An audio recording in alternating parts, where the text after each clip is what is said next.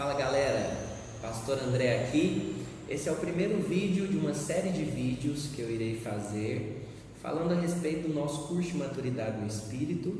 Hoje eu vou falar para vocês da primeira aula, aqui a nossa apostila do cursão.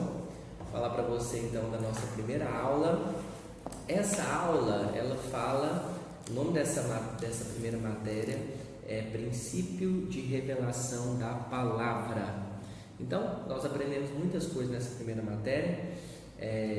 Nós aprendemos então que nós somos um espírito, alma e corpo, né? Diferente do que o mundo, os filósofos acreditam, que nós sermos apenas corpo e alma, né? Que o espírito e a alma são a mesma coisa, mas à luz da palavra nós percebemos que não é a mesma coisa. Já vou adiantar para você aqui, 1 Tessalonicenses 5:23, diz o seguinte: o mesmo Deus da paz os santifique em tudo, e o vosso espírito, alma e corpo sejam conservados íntegros e irrepreensíveis na vida do nosso Senhor Jesus Cristo.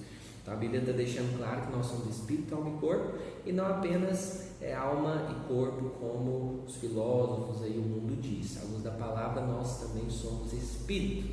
Mais do que isso, nós somos um espírito, mas também somos alma, somos corpo. Mas para estudo nós dizemos que somos um espírito, possuímos uma alma e habitamos em um corpo.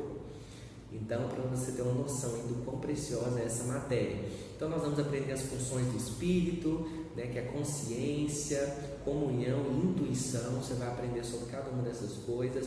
As funções da alma, que é vontade, emoção e mente. As funções do corpo, que é locomoção, instinto e as sensações. Então tudo isso nós vamos ver nessa primeira matéria do cursão. Mas o que eu vou compartilhar com você hoje, que eu separei aqui dessa aula para compartilhar, é por que precisamos saber a diferença entre alma e o espírito. Então, antes de qualquer coisa, para você entender os princípios de revelação da palavra, você precisa entender que há uma diferença entre alma e espírito. E eu vou compartilhar alguns tópicos rápidos com você. A ideia é que os vídeos sejam curtos. Então, o primeiro ponto é porque Deus é espírito. João 4:24 diz: porque importa que os seus adoradores o adorem em espírito e em verdade. Então, Deus é espírito e a adoração a Deus é feita no espírito. Você sabe, irmãos, tudo aquilo que nós vamos fazer na obra de Deus é preciso que seja feita no espírito. Então é importante você entender a diferença entre alma e espírito, porque você é espírito. Então, quando você se converteu, aceitou o Senhor Jesus Cristo, o seu espírito renasceu. É por isso que nós dizemos que você nasceu de novo. Então agora o seu espírito renasceu.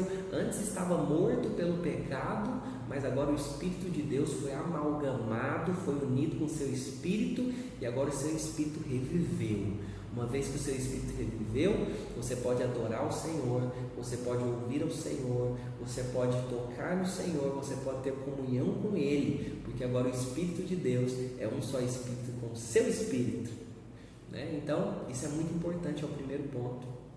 Segundo ponto, o novo nascimento é algo que ocorre inteiramente no Espírito, como eu já abreviei aqui para você. João 3,6: o que é nascido da carne é carne, e o que é nascido do Espírito é Espírito.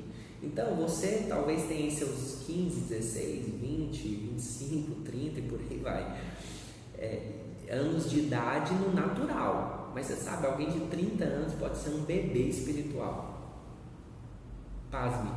Por quê? Porque pode ser que você tenha pouco tempo de conversão, né? Da mesma maneira que alguém com 20 anos pode ter seus 10 anos de conversão, porque encontrou com o Senhor ainda quando era um juvenil, uma criança. Então, o novo nascimento ocorre inteiramente no Espírito. Então, quando Adão pecou, ele morreu, né? Ele morreu, e desde então o espírito do homem está como morto. Mas quando você nasce de novo, encontra com o Senhor Jesus, o seu espírito então revive, né? Acontece aí esse milagre espiritual, você passa a ter um espírito agora ativo. Terceiro ponto, o conhecimento espiritual é adquirido no espírito. 1 Coríntios 2,14: Ora, o homem natural não aceita as coisas do Espírito de Deus, porque eles são loucura, e não pode entendê-las, porque elas se discernem espiritualmente. Então, sabe de uma coisa? Para ser um crente vencedor, para servir ao Senhor, nós precisamos fazer isso no Espírito, porque o conhecimento espiritual, a revelação de Deus, só pode ser transmitida no seu espírito, e aí a sua alma vai traduzir, né? E aí vai ter ali uma conversa entre as partes do seu ser, do espírito, da alma, que vai resultar também em atitudes de um crente vencedor. Mas tudo isso começa no espírito. Então você precisa entender que você tem um espírito, que esse espírito se comunica com Deus e que é nesse espírito que Deus vai falar com você. Então eu me lembro de uma história de uma irmã que chegou a um dos nossos pastores e falou o seguinte: pastor, encontrei uma pessoa que canta que ela tem tanta unção, que quando ela canta eu arrepio todo. E aí o pastor falou para essa pessoa: mas quem que é? Quem que é esse cantor? Que eu quero ouvir também quero ser abençoado.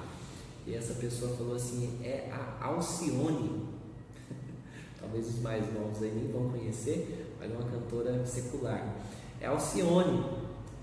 Quando ela canta eu arrepio todo, né? Mas na verdade isso não é o espírito, isso é a alma, né? Não tem algum problema em você arrepiar, né? Seus momentos com o Senhor, chorar, pular, cair, babar, tudo certo.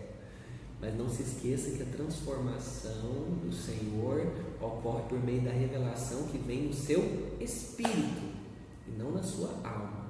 Então é muito importante que você entenda isso. A adoração é algo que é feito no espírito. Como eu já disse, né, um versículo: Deus é espírito e importa que os seus adoradores o adorem em espírito e em verdade, João 4:24.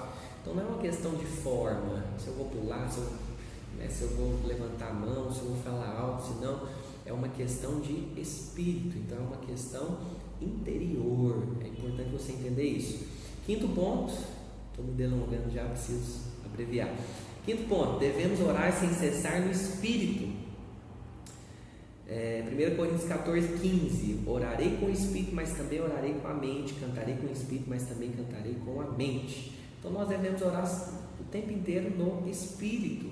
A Bíblia diz: orarei no espírito. Como que você vai orar no espírito se você não entende que você tem um espírito? Que você não entende, né, qual a diferença entre a sua alma e o seu espírito? Você vai aprender isso no cursão. É muito importante.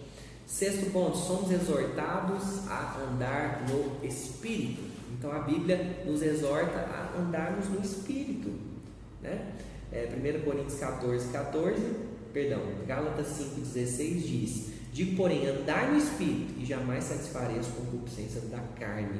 Então a Bíblia está nos dando aqui uma chave, né? Qual a maneira de você vencer a carne, de você vencer o diabo? Alimentando o seu espírito, andando no espírito, andando por fé. E isso você vai aprender a ser fortalecido no cursão. Essa é a nossa primeira matéria, e é só uma parte, é só uma aula aqui que eu estou abreviando para você.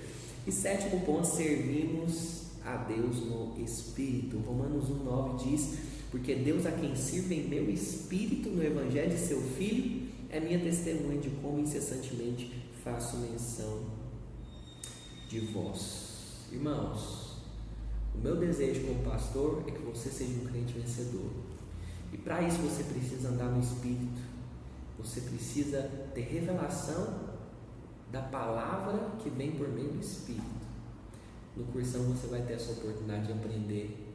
Não deixe de fazer o cursão. Não perca essa oportunidade de crescer em Deus. Pastor, mas eu nem tenho vontade. Faz sem vontade mesmo. Nem tudo que a gente faz é por vontade. Às vezes trabalhar a gente não quer trabalhar, mas precisa trabalhar, não precisa? Para ter o dinheiro para se sustentar? Sim, então nós fazemos. Isso é maturidade. Ah, pastor, eu não quero ler a palavra, eu não quero orar. Faz assim mesmo, faz sem querer. Mas eu não quero fazer com falta de encargo. Faz e pede para Deus te dar encargo. Tem gente que tem isso. Não quer fazer algo, fala: não, eu não quero fazer porque eu estou sem encargo. Na verdade parece muito bonito, mas é mentiroso. Isso é uma coisa mentirosa. Faz sem encargo e pede para Deus: gera encargo no meu coração. Eu tenho certeza que Deus vai fazer isso com você, muito mais do que eu. Ele quer que você seja um crente vencedor. Eu estou engajado com esse encargo que o Senhor colocou no meu coração. Conto com você, espero você na sala de aula. Forte abraço, tamo junto.